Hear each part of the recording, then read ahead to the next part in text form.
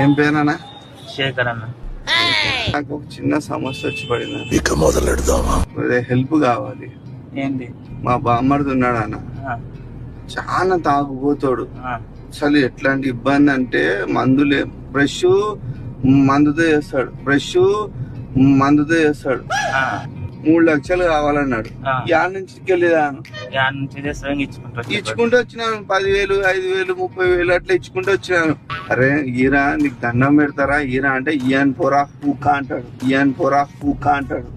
నా దగ్గర poison injection ఉందన్న, దాంతో బుక్ చేసిన యారన్నా బుచ్చుదామని చెప్పేసి పోతున్నా. ఒక్కడిని బరువు అయిపోయినాడు.